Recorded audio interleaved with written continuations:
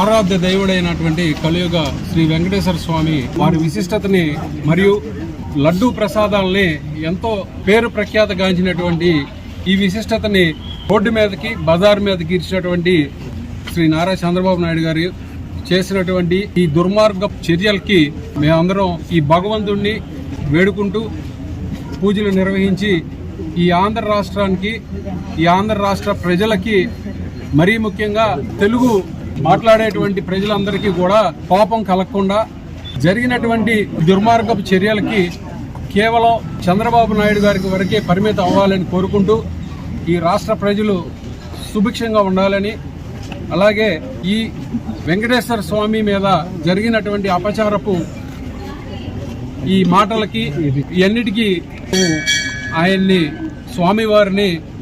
వేడుకుంటూ క్షమించమని, ఎందుకంటే రాష్ట్ర ముఖ్యమంత్రి వర్యులు వెంకటేశ్వర స్వామి ఆయన యొక్క ప్రతిష్టని దిగజార్చి రోడ్డు మీదకి ఇచ్చినటువంటి సందర్భంలో మరి ఆయన ఎటువంటి బాధ, ఆయనకి ఎటువంటి కోపం కలగకూడదని ప్రజలందరి తరఫున మరీ ముఖ్యంగా వైసీపీ నాయకులు కార్యకర్తలు అందరం కూడా వేడుకుంటూ జరుగుతూ ఉంది.